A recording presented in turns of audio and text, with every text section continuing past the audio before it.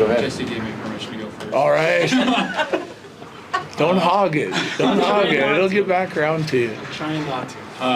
After Mika was done, you guys tried different guys in that spot on the power play last year. Yeah. Victor Olofsson's kind of made a career out of playing there. What do you kind of envision him?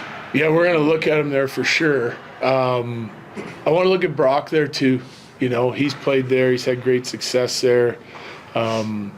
As you know, like if you look at our roster, like we're going to have some really good players on unit 2, or we're going to have 2 solid units. So, but I think Victor just he's an elite shooter. That's what he is, especially from that spot. I like to play around with him in the middle of the ice too, like as the bumper position, because he can unload it and get it off quickly, and he scores a lot of goals. So we'll look at him in a couple different spots in a couple different groups, but I also want to see him play with our top 6 a little bit. If that can make all 3 lines deeper, I want to see that as well and see how he does, see what kind of chemistry we can find. I'm not really locked into anything at this point. We've got all of training camp, all of exhibition, and we'll experiment too, through the first part of the year. This might be a very early question, but will you be more tempted to use 2 units on the power play, just knowing you have so much depth? Yeah, I think we have to.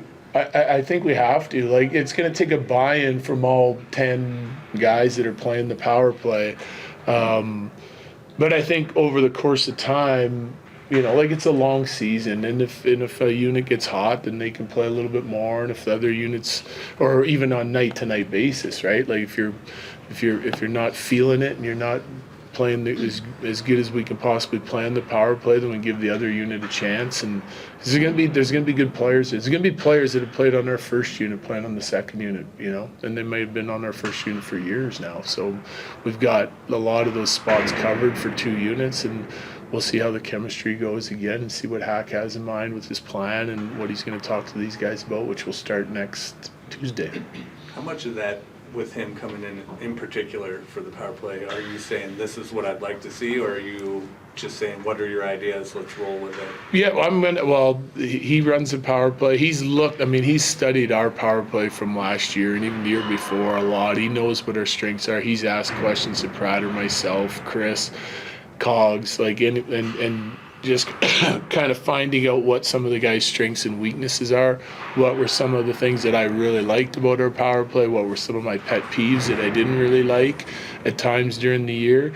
So he's absorbing all the information, he's putting together a plan, but we'll all share information, but I want him to be able to implement what he wants. In addition to the power play, Axel has experience as a head coach behind an NHL bench. Yeah. Have you had any interesting conversations, for example, going back to that Seattle series from his perspective?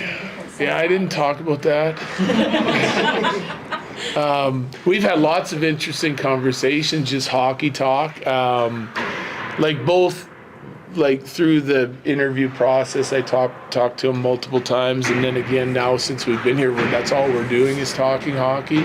We did not get into that series. It's a few years ago, but we were talking about everything. When we went through our systems, I wanted his input on things. We've been studying some analytics on our team, and so we've had a lot of interesting conversations on many different topics already. I'm sure you miss us asking you about Gabe Landeskog. So what have you thought of him through the first few days of camp? I think he's been great. Yeah, he's been great. I will give you the forewarning. He's not skating tomorrow. I want Gabe to play in the DU game. And I don't want to run out these practices are hard, right? They've been skating for a while. We haven't been long, but we've had some good intensity to it. And for the most part, lots of our players don't skate 4 days in a row or haven't to this point. Some of them will because we're in practice again tomorrow, and then almost everybody's playing on Sunday. I'm not going to practice Gabe tomorrow. I think he should take the day off, feel good going into the game, and so we'll just do little things like that are they're not cautious. It's just being smart, in my opinion. So, but I think he looks great. Looks like he's moving great. He's feeling good. So, don't panic when he's not on the ice tomorrow. Speaking of Sunday, what are some of the logistical things that you and your coaching staff have had to deal with trying to coach and plan for 2 games in the same. Oh, it's easy. I mean, it's the same plan, right? We're all going through our systems like from, square one up. And, so Hack and I and Timmy Branham are going to do the game at DU. I want to get on the bench with Hack. Plus, he's doing the power play, and Tim Branham does the penalty kill, with the Eagles. So we'll go together, and then Prater and Mark Letestu and Army will do the game at ball. We'll get over there and watch that game, so we get eyes on everybody, and we can discuss how those games go, and then decide on cuts or how we want to adjust things for, the following week. But pretty easy. Yeah. Okay. Thank you. Very much. Thanks, Coach. Come on over, guys, we'll get open. Appreciate it, sir.